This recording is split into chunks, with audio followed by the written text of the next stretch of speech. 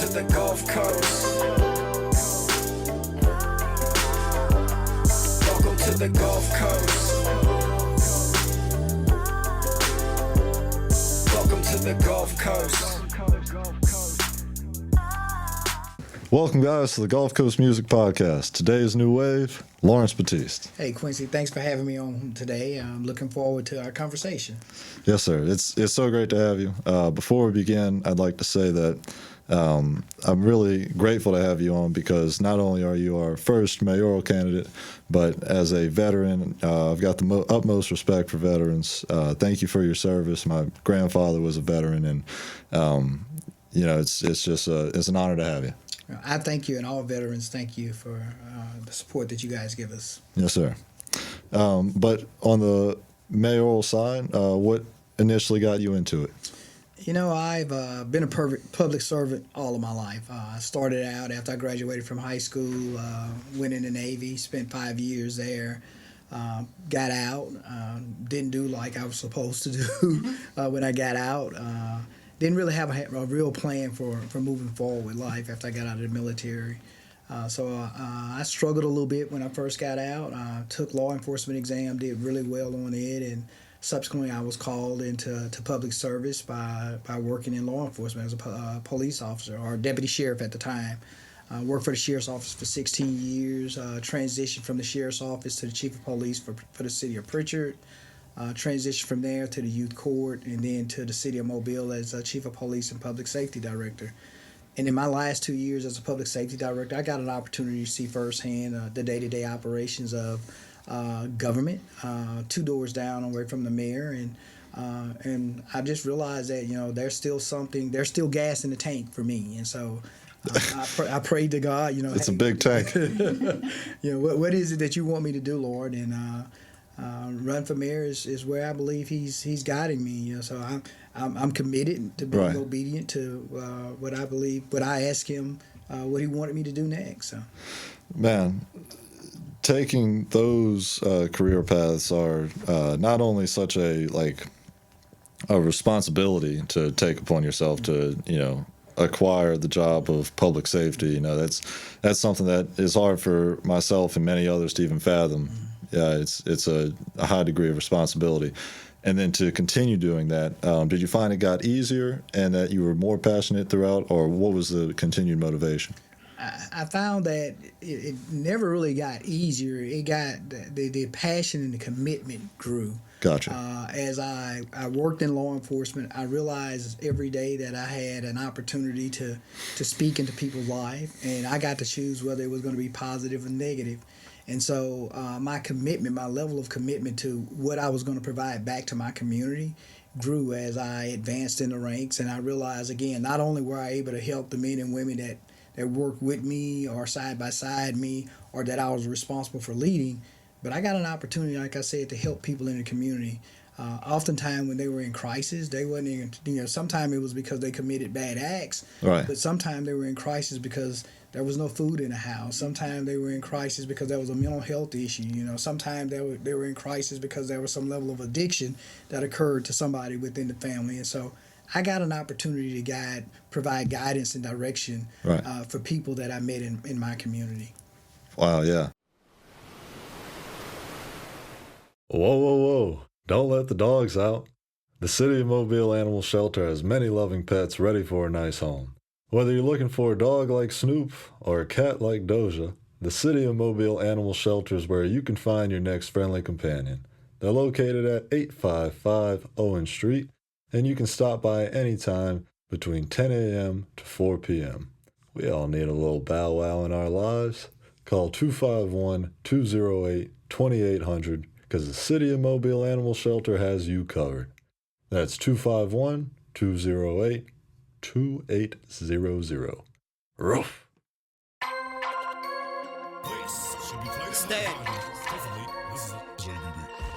Green team. Bitch, I'm ballin' like West Lionheart. Rocket in my pocket like West. Bitch, I'm ballin' like Westbrook. Rocket in my pocket like Westbrook. Let my little homie take the shot like Westbrook. Still got them cannons, J. Russell, not Westbrook. Bitch, I'm ballin' like Westbrook. Euphoric. Let's change the subject. I can talk about your looks for days. Take it off your mind. I could do this all the time. I could lay it on the line, and I could drop it on the dime. Let's go. For 7 years, I've been shedding tattoo tears. Sideliners, urban game on the pop list. Yeah, blessing on all of my haters, that's just what it is. Yeah, to live.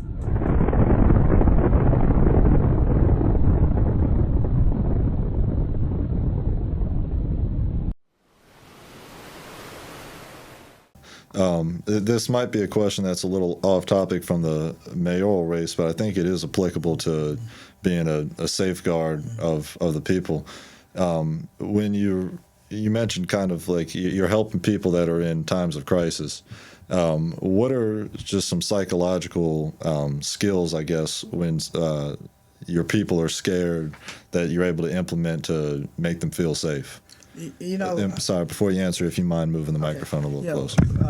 For me, again, I have a strong faith, and like I say, I wasn't always where I am with my walk with Christ today. I started out, as a child, my parent took me to the church. Mm-hmm. I understood what having religious values were all about, but it wasn't until I started truly working in law enforcement and realizing that.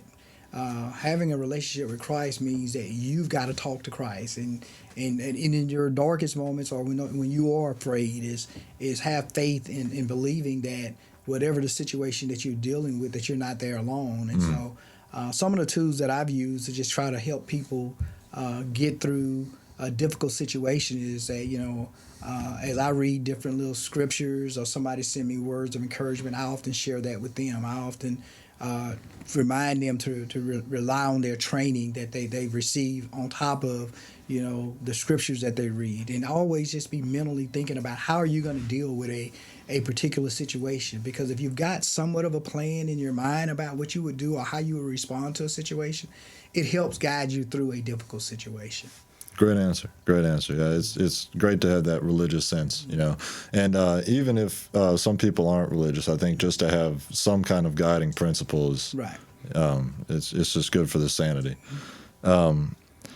So to the questions that I've got regarding your position as a mayor, do you think Mobile's downtown is the best that it can be? And if not, what are your thoughts on making downtown Mobile a more inviting place to go? I think that in anything that we do in life, there's always opportunity for improvement. So do I think things in downtown Mobile are moving in the right direction? Most definitely, I do. I think that there are many opportunities that exist in downtown Mobile today that didn't exist years ago. I think that Mobile continues to try to explore how they can make Mobile vibrant. And, of course, my position would be that as mayor, I would continue to try to bring things to downtown that's, one, family friendly, but also remembering that from time to time we've got an adult crowd that needs to have an opportunity to have outlets as well. Right. And make sure we have a perfect blend of family friendly oriented events happening in our downtown area, as well as having events that Some good cater times. that cater to a younger, mature crowd Right. as well. So. But I do think that we can always improve. I mean, I hope that you would be asking this question 4 years, 8 years down the road, that if I'm mayor, do you think that we can improve downtown? That the answer would still be yes, because there's always opportunity to improve. Gotcha. That's a good way of looking at it. Yeah, it's with the arts specifically in New Orleans. We've got Wednesdays in the park. Different live music acts each week, and there's definitely that with the different bars downtown. Is there anything that sticks out with the arts that you see could use implementing downtown? As I've gone down there, I've tried to go downtown a lot more here recently. I do think that there are different types of musical events that are happening downtown. How they're being, the production of putting them together, I don't know how that's taking place. Right. But I do think that we need to make sure that we create as many opportunities for free events for people to come to be engaged in. Again, because it's a major draw to Right. getting people to come to the area, and if Right. people are coming to the area, they're spending money. You know, they're helping the businesses in those areas thrive, and so we have to continue to look for opportunities for the arts to be a major part of what's happening Right. in the downtown area, from the canvas to the music to the performing arts. I mean, we need it all to be down there so that people, it's something down there for everybody. We have a very multicultural community, Right. so we need to make sure that we're trying to address as many different cultures in our downtown area as we possibly can. For sure, for sure. And not to base it solely off of New Orleans, but there are many comparisons between Mobile and New Orleans, and the way that, despite its difficulties, New Orleans thrives in the arts aspects. And, Right.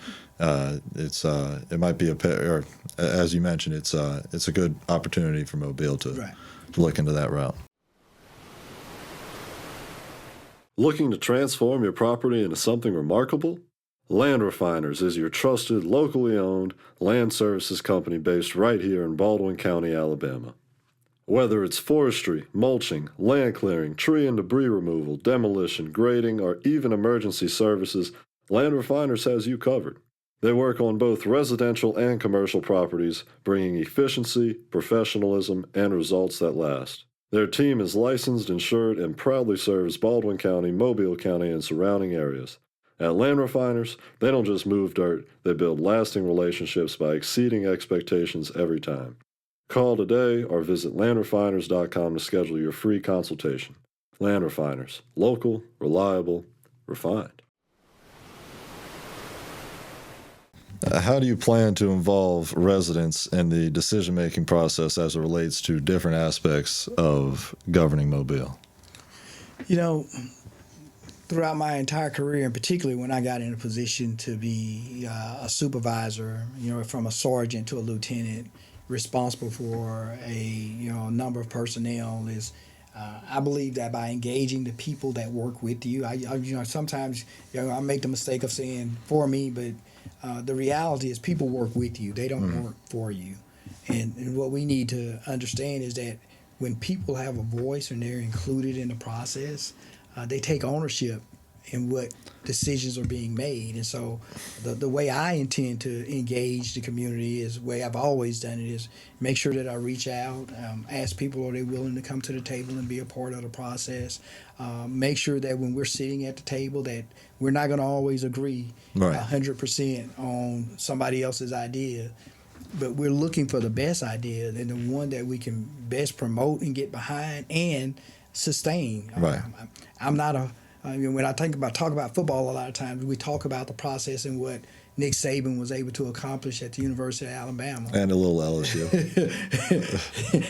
but you know, he was able to sustain his success. He didn't just have one good season. He had multiple good seasons. And that's the mark of greatness. Really Greatness is about the ability to sustain what you start. Right. And so I've started a lot of good projects, and we've sustained some of them. And some of them were just good projects. You know, Right. they were good for a week or for a month or for a year. But what we're looking for is something that this city, that's going to sustain this city for years so that we continue to grow. And those relationships that we build in this community have to be lasting relationships, and they have to be built on trust. Right. And so I truly believe in doing that, building relationships that will last the test of time, last difficult situations, last during crisis, and then last when we're angry from an emotional event that might have just occurred. We have to have strong ties and strong bonds to one another in order to move forward. Absolutely. Yeah, that's that stability that you're talking about is such an attractive force. You know, when you look down the line at be it companies or groups or teams or just people that have been able to, survive through this too shall pass moments. Yes. But you mentioned that one of the traits of being a good leader is hearing out all the team members, and sometimes hearing when one team member says something that might not be right, and still, hearing their point of view. What's a good way to respond to when somebody says something that's not the best answer, but you want to keep them motivated? So the way I try to take a situation like that is I try to make sure the person know that they were heard. I also try to make them understand that there are other opinions here at the table, and we're looking for what we can get the community to kind of get behind and support.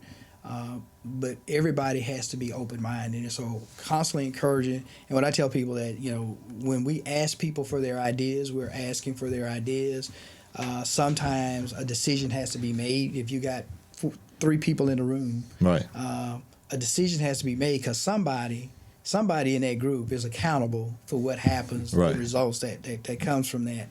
And so let people know that if I'm the person as the mayor that ultimately has to be accountable for the decisions that's made, I want to make sure that you know that your voice was heard, but sometimes a decision has to be made because we all don't agree. And so no decision is a decision. And so what you won't get, from me as a mayor is you won't get a no decision.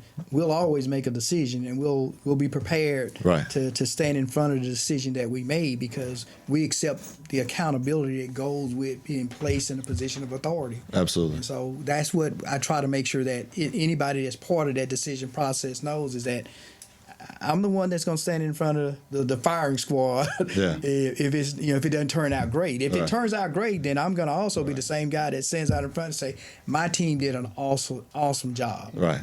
But if it fails, my mistake, and I can assure you I'll work to try to make sure that didn't happen again. So I own the mistake Absolutely. by myself, but I share the success Right. with the team.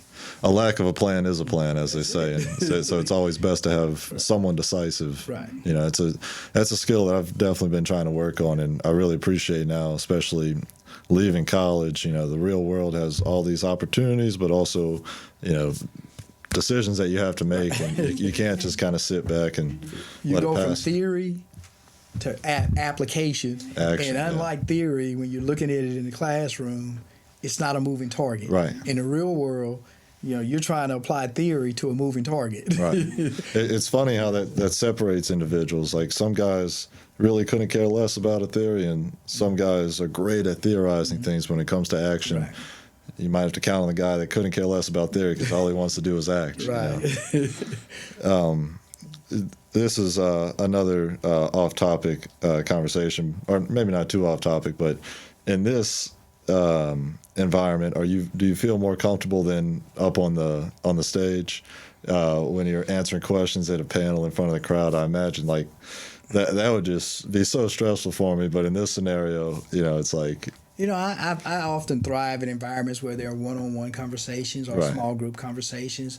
I don't particularly feel uncomfortable on stage. I just guess that I'm just trying to figure that during that time when I'm not talking or something like that that's a little bit awkward for me. But, Right. having conversations or talking to the community is something that I feel really comfortable doing. Right. Having conversations, letting people know about what's happening in the community. Because again, my job at the time I served as police chief, and my job as I serve as mayor is to let the people of this community know that I'm in tune with what's going on in the community. I'm going to be doing everything that I possibly can to make sure that you feel like you're safe, that the community is a safe environment for you, and making sure that I surround myself with people that have the expertise to do the jobs that we place them in and lean into their ability to do the job. Like I said, at the end of the day, I'm accountable for the people that I hire. So I will always lean into the fact that if something goes wrong, I'm the person. Yeah. But when we have those successes, we're going to lean into the idea that this team did an awesome job. And we want to make sure we celebrate the small successes because we're going to have incidents. I mean, there's no way that any city survives or is in this stage and age with so many things happening that we're not going to have negative things that happen. We just have to figure out how do we celebrate maybe the 89 things that we did good, and now we got to deal with the fallout of the 11 things that we didn't do quite so good. So. Gotcha. Yeah. Do you think that since you started this, I guess, candidacy appeal process. I don't know what the mayor race. That was probably a crazy way to put it. But since you started the mayoral race, do you think that your public speaking has improved? So, I've been doing public speaking for a long time, and Gotcha. I don't think you ever truly get to a point where you feel like you got it perfect. Right. At least I haven't. I mean, I've done it. I served with the city of Mobile as assistant chief, police chief, and public safety director for right at over 8.5 years. I spent a lot of time in front of the cameras, and you always, when you're in front of the camera, you have to be careful with the words that you say, because anything that you say could potentially offend somebody. The intent is not to offend anybody, and Right. Sometimes you have to be very direct and be very candid about what it is that you want to get out, the message that you want to get out. And I've been very direct in certain situations where I called out parents and people in our community because they needed to be called out. I never called names, but I called out parents. And, we have to understand that when things happen in our community, a lot of times, as a parent, we know when things are right and when things are not right with our children. And we have to, because God gave us authority and he gave us children, we have to operate in that space of being responsible for our children. Because a child that's out committing a burglary at 2 or 3 o'clock in the morning, that's 13 years of age, is that a child being criminal? Is that a neglectful parent that maybe failed to keep up where their child was at 2 or 3 o'clock in the morning? So our parents in our community have a responsibility to raise their children in a way so that they can be productive in our community. And when I say that, I don't say that about all parents. The parents that know that they're failing in that responsibility, that's who I want when I say those type things to resonate with, because we should all be willing to do self introspection to see if we're doing the things that we can do so that our children or our families or our communities can be safe and can thrive and be everything that we want them to be. Right. Now, I like the way you put that it's like every family is its own team, and a team thrives when all players have the same goal in mind. So that's a good call that you've got. Since this is a music-oriented podcast, can you tell me if music has ever played a role in your life? It has. So, like I said, I am.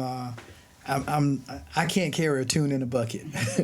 But my mom has played piano by ear. I can remember as a little boy, it's like she always wanted me to, be the lead singer in church.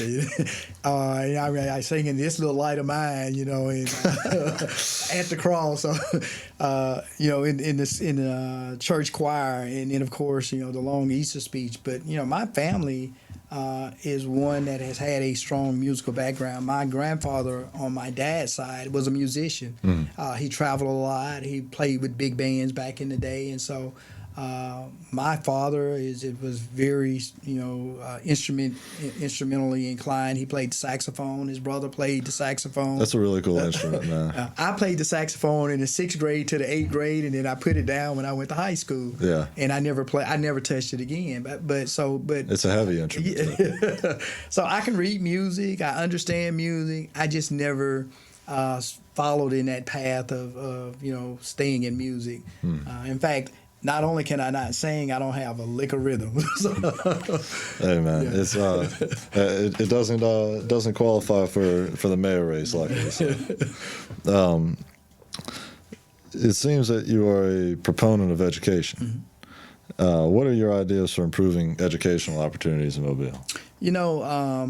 As I think about our education, the mayor, we have a Mobile County Public School System is the largest school system in the state of Alabama.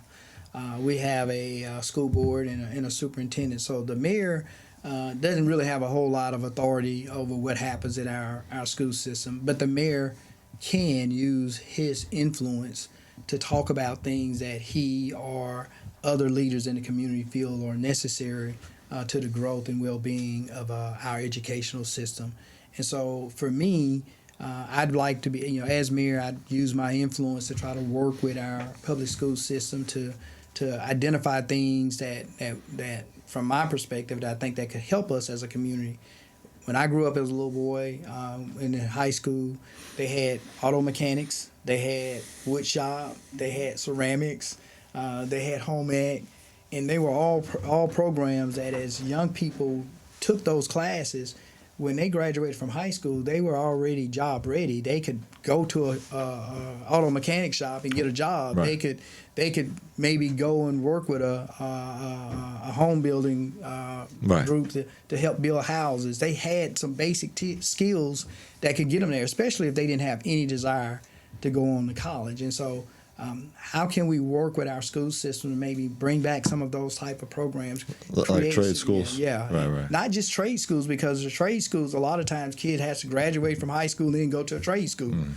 But why can't they get that trade while they're in high school? If we know for a fact that child is most likely not going to go to college, we're going to be lucky maybe in some cases whether that kid even graduates. Right. So we need to make sure that if he or she doesn't graduate, that they've got a path to earning a decent living. At first, it may be just them, but they may already have a family. They may have already started building a family because they may have made some childish mistakes. We have teen mothers that sometimes are pregnant that barely graduate from high school because of teen pregnancy. We need to create real opportunities so that they can get jobs that would be meaningful and they can sustain and take care of their families. Until that light bulb goes off, I need to go back to the school to work on my degree or to work on this craft so that I can be more competitive and get a higher paying job. Yeah. For sure. Hey, Nick, just want to make sure that the camera's rolling. Yeah, we're good. Okay, cool. I was looking over there and it looked like it was green still. Which one? The button at the top left. No, the buttons. Okay, good. Yeah, the buttons are All right, good. Just testing.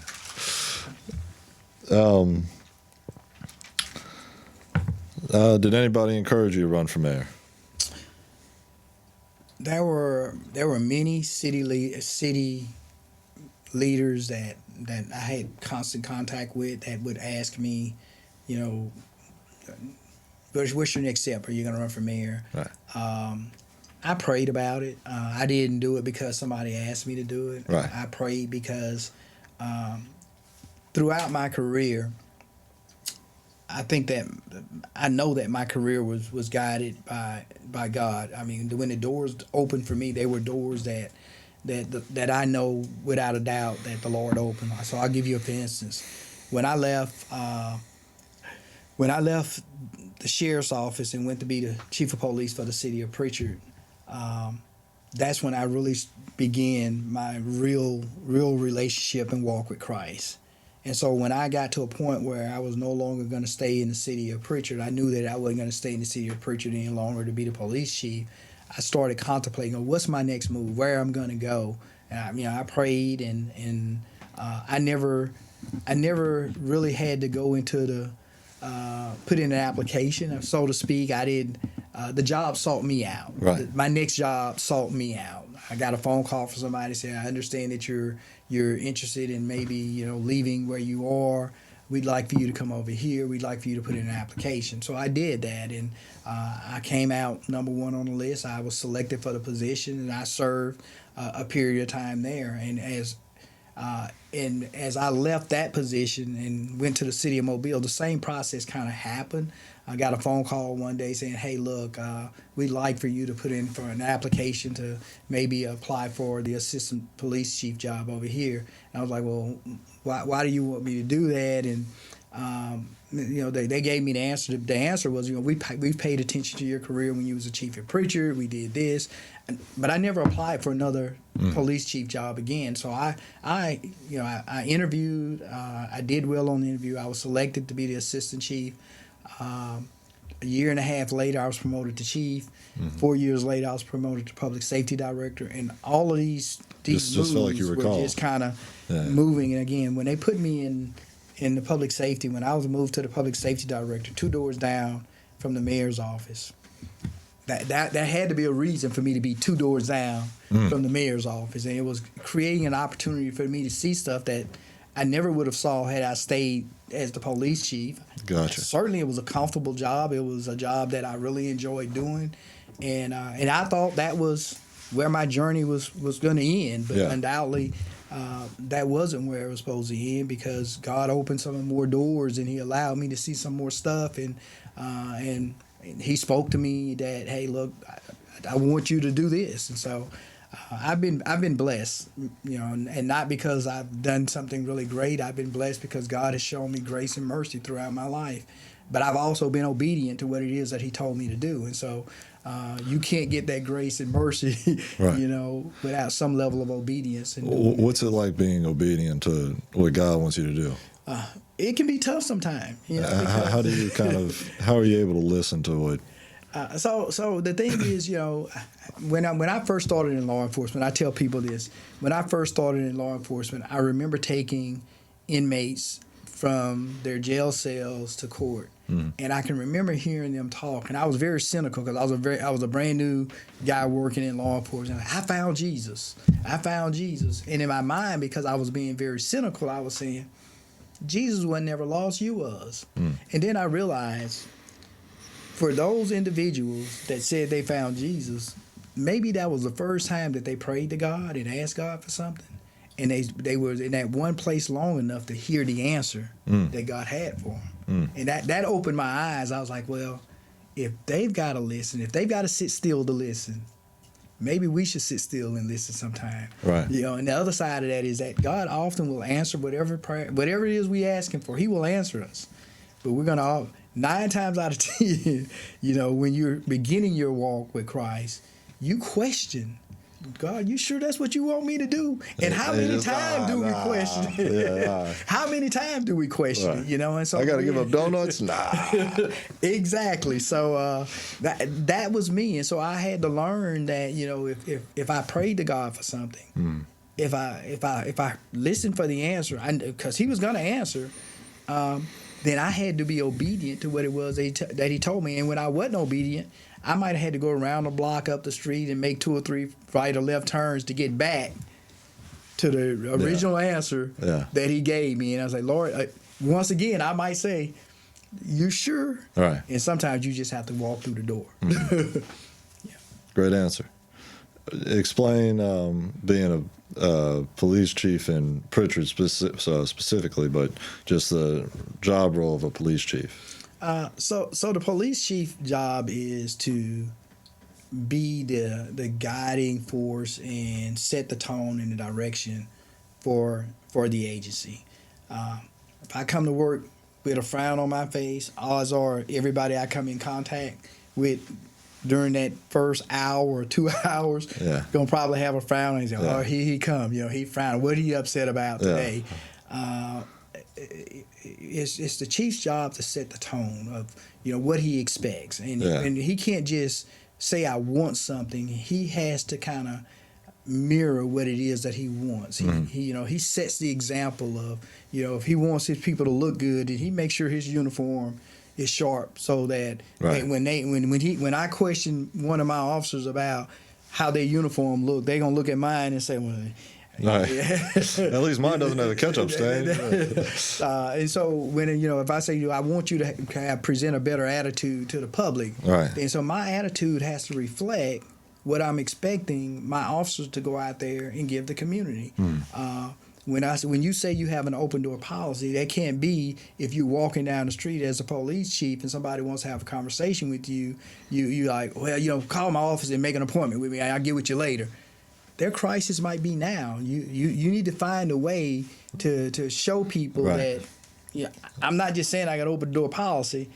If you see me and I can, you know, take out a minute or two to just kind of put you at ease, and I need to do that because that's what I expect. That's what I would expect from the officers. So I have to give that back to the men and women that work for the agency as well. And so that's what leadership is all about: setting the tone, setting the clear vision about what it is that you want to have accomplished, and then mirror that in the community so people can see what it is that you're expecting them to do. Leading by example is it's easier said than done for sure.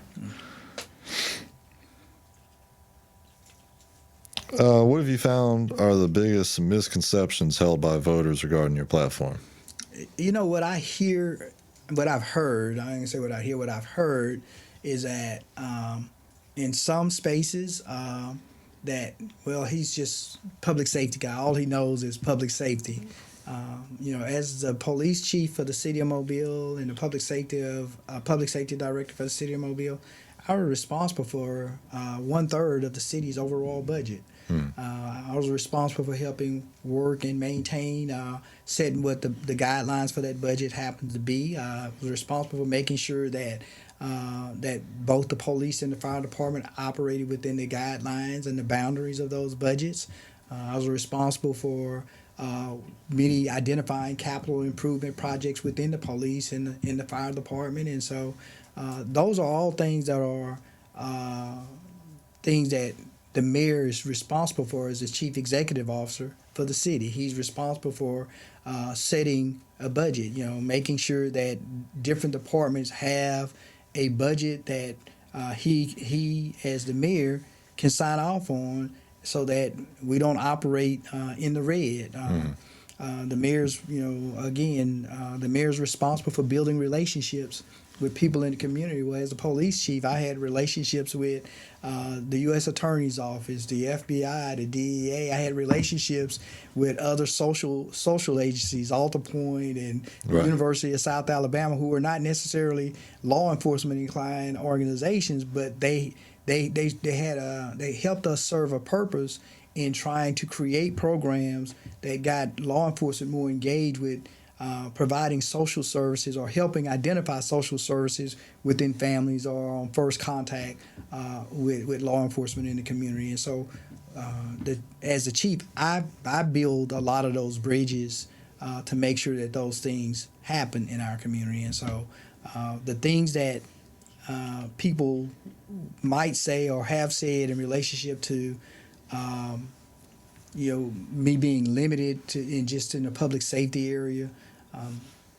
that's a big misconception. Again, anybody that can manage a $104 million budget, who's responsible for, if it's not right, the mayor's gonna call me out and say, "Hey, Lawrence, how did you let this happen?"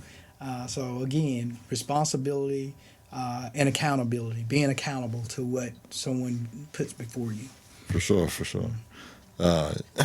Specifically with the budget, I recently had a project for my project management class, and I couldn't grasp how to get my specific project done on time and within budget. Are there certain tactics that you used when you were head police chief or any other job role where you were able to keep the budget down? So, one of the things that we look for, this is where particularly when we were dealing with Mardi Gras, we knew that every year we was going to spend probably close to $1 million in overtime. In overtime. Yeah, so, man. And so we had to figure out how we were going to manage some overtime issues throughout the rest of the year. Sometimes, especially because the anticipation was that we knew we was going to spend maybe $900 to $1 million in overtime during Mardi Gras. Well, what if we went slightly over that? Well, we had to make budget adjustments to make sure that we came in under budget. And so we would tell our people, look, we need to tighten our belts over the next couple of months and make sure that we try to keep overtime to a minimum. We may have a need that we may have planned a capital project that we may have to delay and push to the next budget year or something like that there. But always reflecting on the budget. We looked at the budget monthly. We looked at it quarterly. And we tried to make sure that we were within the parameters. How many percentage points are we under or below in a particular line item for our budget? Because again, when you don't want to find out in the third quarter that you are 20% over 20% over budget. Kobe numbers. You need to know, in the second quarter or the first quarter, as soon as you go over budget, you need to know that you're over budget, so you can start paying attention to how your spending is going and what particularly made you go over budget during the time, so you can make the necessary adjustments to address it. How chaotic is it for the police staff during Mardi Gras? If you were to talk to the officers, many I would tell you Mardi Gras just drives them crazy. I can't imagine. But I personally think that the overwhelming majority of the officers love Mardi Gras. Yeah. Now they may get frustrated with some of the chaos associated with it, and the fact that they are working literally. Those guys are working anywhere from 12 to 16 hours a day, Right. and the motor units in particular. Those guys, I mean, if an 18-hour day, I mean, literally, they are moving. They're constantly moving. They like the paycheck, because the amount of overtime that comes in. I'm going to say they like it. Their wives really like it, or their spouses. Their spouses really like the paycheck because I can tell you, if their paycheck is short, when immediately after Mardi Gras, when they're supposed to get that overtime, them spouses are calling down and say, "Hey, look, he said he was working overtime.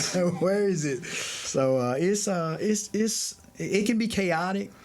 But I think that Mobile has found a way, the city of Mobile as a whole has found a way to make Mardi Gras enjoyable, not just for the people that are coming to participate and to watch the festivities, but found a way to make it enjoyable for the officers by allowing them to not be so robotic in their approach to dealing with people as they show up here for Mardi Gras, letting people know that law enforcement officers are human. And I think that's really important. When you humanize people, it makes a difference. And so I think that's something that Mobile has done a really good job at. There's still room for improvement in that area, but I think that's an area that we can continue, not just at Mardi Gras, but in every aspect of what we do from a public safety standpoint, whether it's police, fire, continue to build those type of relationships in our community so that there's no questions about whether or not you trust the people that are showing up in your house in a blue uniform, on a red truck, or in a white and blue car. Right. Yeah. Yeah, it's a funny paradox that everybody else's holiday is their most pay and hardest working stretch of days, and in some ways it becomes a holiday because of that. Yes. If elected, what do you plan to accomplish in your first 100 days? So in my first 100 days, my first goal is to get in office, to try to really get a good grasp about what are the finances of the city really looking like, so that we can begin to identify and prioritize projects that the people want to have done here in the city of Mobile. We want to ensure that projects that have already been budgeted, that we will have the revenue to continue to move forward. I don't have to probably tell you this, but we are dealing with a lot of cuts and federal grants and things of that nature there. So we're going to have to really sit down at the table and get a really good understanding of what's truly going to be funded with the revenue that we bring in as a city, and then what's going to be funded or what cuts have taken place that will impact what we have budgeted at the state and at the federal level. And so that first 100 days is going to be about understanding where we are as a city with our finances, making sure that the projects that are on the table that we have the ability and the means to move forward with, and identifying what our working staff is going to look like. There are a number of people that have been appointed to certain positions within the current mayor's administration. We're going to be evaluating whether or not we need to keep all of those individuals, or is there a need to downsize in some areas. We're going to look at and evaluate all of those things during our first 100 days. And at the end of that first 100 days, we're going to present a plan to the citizens of the city of Mobile, how we intend to move forward and what projects are in that plan over that next year. And then as we start the budget project, build out the budget and the plans for the following year. And every year, make sure we give the citizens of this community a stat sheet so that we can show what we've accomplished, but as well show that what we plan to do over the next year. I like how much you're transparent with, and you kind of prioritize that, and I respect that confidence that you're like, I'm going to show you exactly what's going on, and I'm going to show you how hard we're working. I'm going to leave nothing, no insecurities on the table. At Spring Hill, we've got a great president, Dr. Van Brunt, that I really like the way that she's similar about that as well. You know, she'll inform us how these are the moves that we're making, and sometimes students will see something that happens and they'll say, why did this happen? And for a week it'll be kind of crazed on campus, and then we'll see, bam, we partnered with Rockhurst University or something like that. I just wanted to put that out there that it's a commendable trait to have. Thanks. Let's see. I had another question.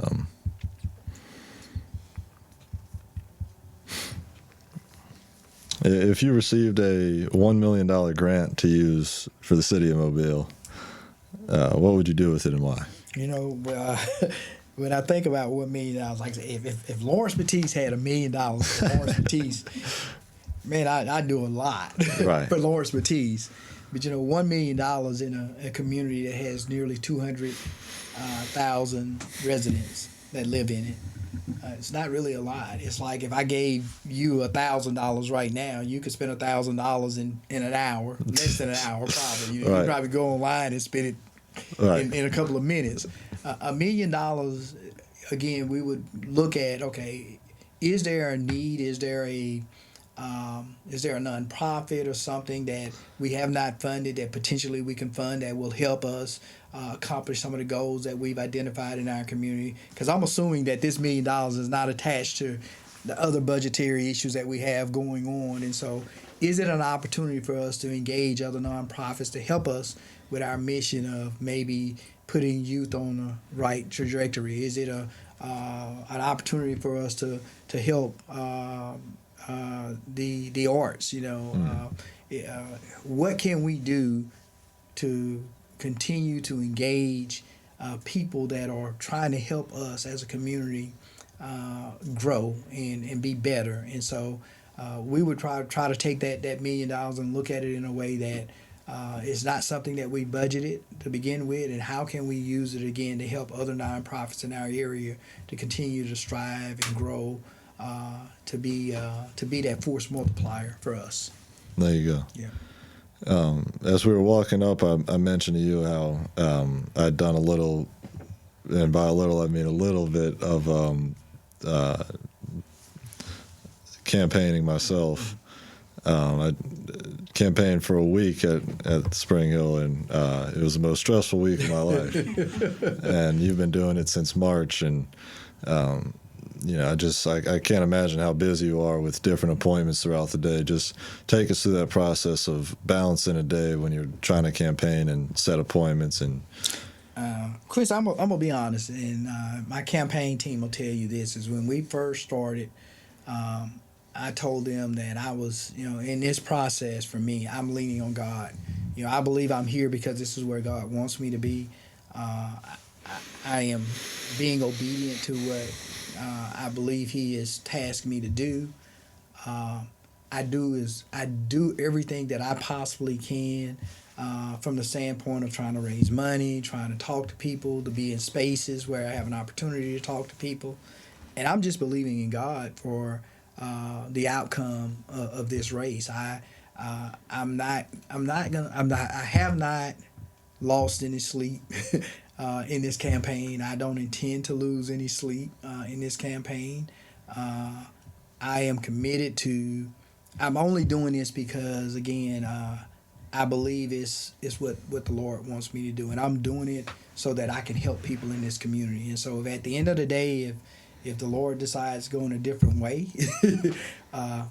I'm fine with that, because I believe this is that if He brought me to this, He's got something else for me if I'm not to be the victor here. So I'll have an opportunity to be engaged, a part of growth in Mobile, regardless of whether I'm mayor or I'm still the deputy director of Mobile County Juvenile Court. Growth is growth. Right. And so my sole reason for doing anything is about how can I continue to be of service to this community. And so that's the space that I operate in. So my typical day is I have a full-time job.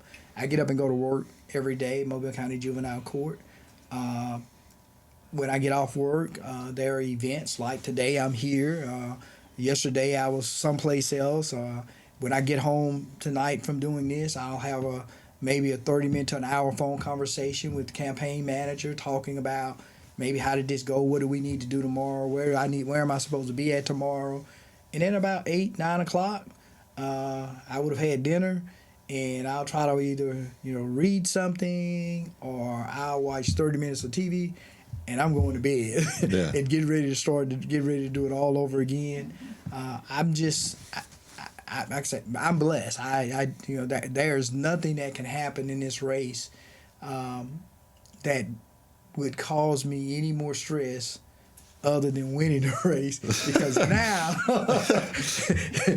now I have to be prepared. At that point, the race is on. Yeah, it's it. I win. I'm the victor, and now The real race the starts. responsibility of the weight of all of the citizens of this city, because I represent, as mayor, I represent every citizen that live in this city, whether they voted for me or not.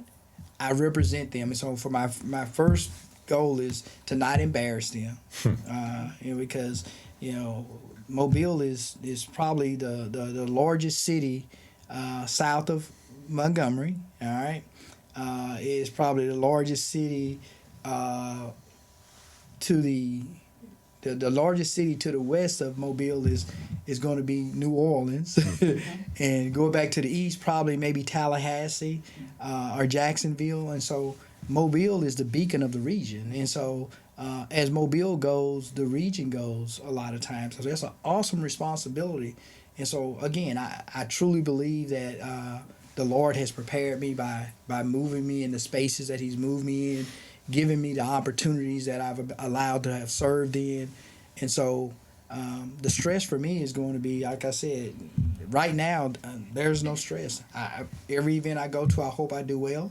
My intention is doing the very best that I possibly can, but at the end of it, once it's over, ain't nothing else I can do about it. Is say, okay, maybe I can do better the next time, and so prepare myself a little bit differently the next time. But I'm confident in the things that I've done, and I'm confident in what the outcome will be. So I think that answer perfectly summarized, why it's good to have some type of faith on your side, because as long as you kind of appreciate how you're blessed already, nothing that, as long as it doesn't kill you, and even if it does, no matter what, your content isn't the right word, but you know that you're blessed,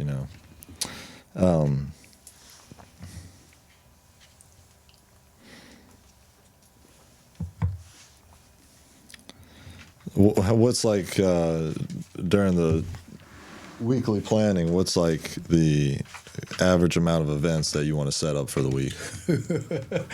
I looked at this week's calendar, and so I've had 1, 2.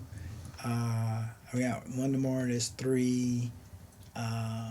There's nothing on Thursday, and then on Friday I've got like 2 events. Saturday I've got like 3 events, and so on the weekend, Fridays, Saturdays.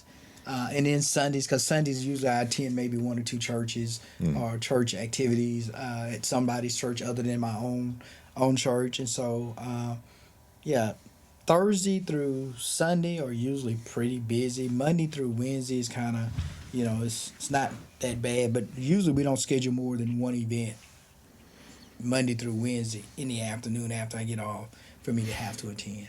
But again, after we complete that event, I do have to go home, and we get on the phone and we kind of debrief the event. So that's another hour to an hour and a half debriefing. And so again, typical day for me, like I say, is about, I get home at about 7, maybe 8, do the phone conversation, in between having a phone conversation, eat dinner, and then we'll read a book, watch a little TV, and like I say, try to be in the bed sleep by 10 at the latest. Yeah. Yeah.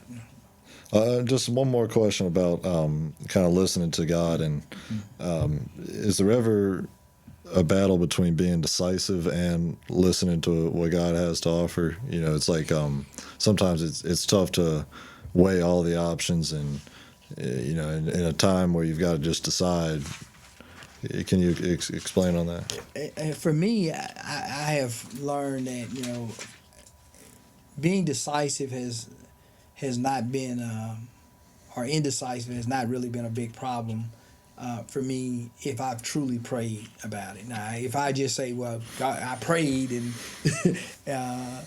but if I've truly put in the time to pray, to maybe even do some scripture research about what I'm asking for, there's no indecisiveness in me making those kind of decisions.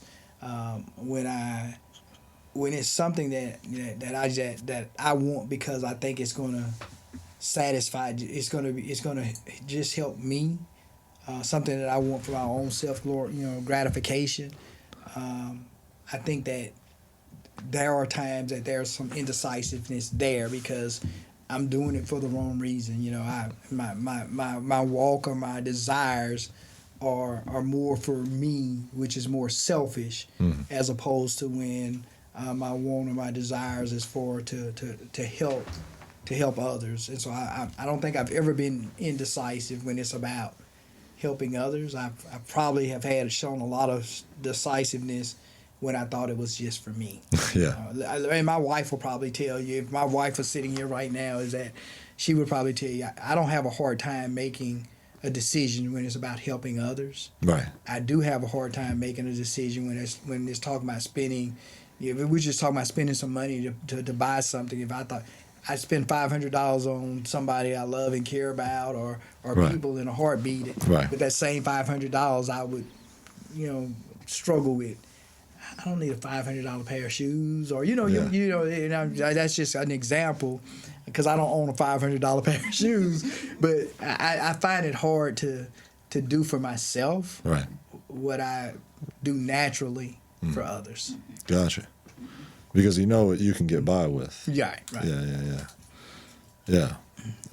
That's a good answer. When you go to these different events, does it ever get tiring meeting so many people, shaking their hands, and how do you cope with that?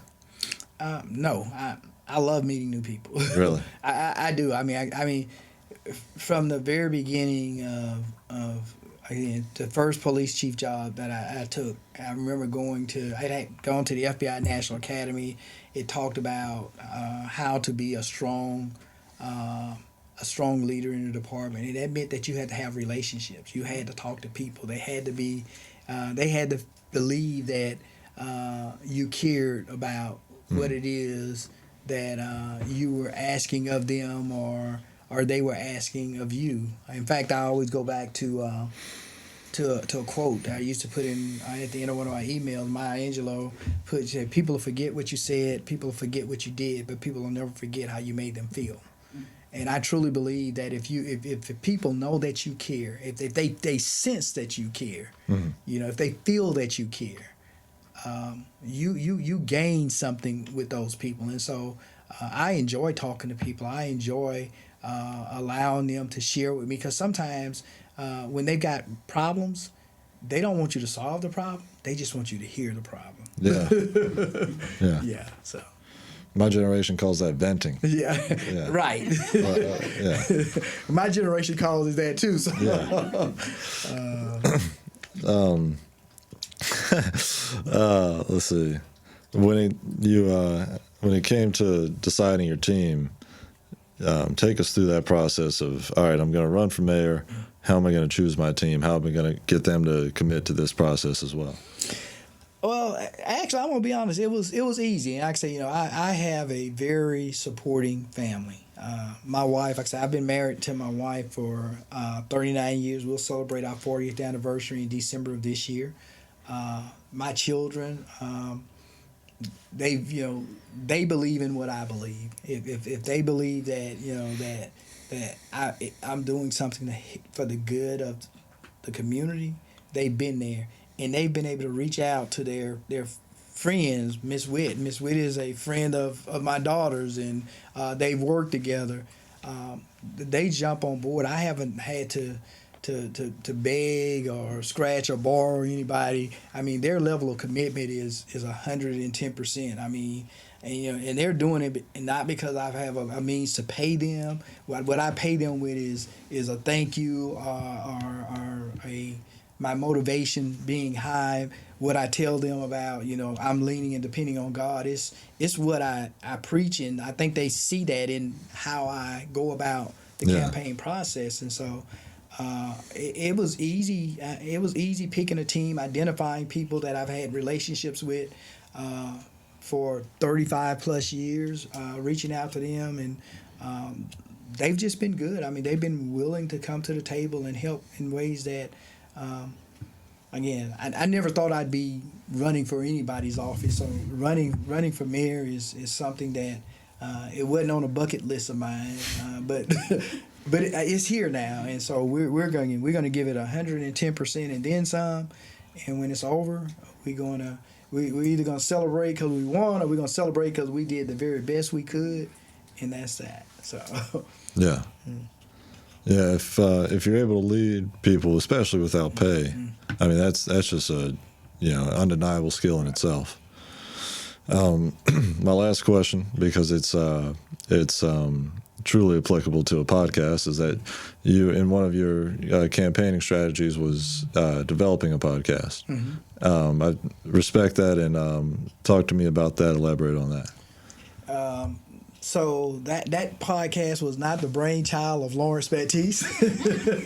that podcast was the brainchild of Miss Princess with Princess Productions. She's like, Chief, there's an opportunity for us to tell your story. Right. And there's no better way for us to tell your story than creating your own podcast, to be able to just kind of talk about who you are, what you've done, what led you to run for mayor, what issues that maybe be a particular concern for you in the community right now.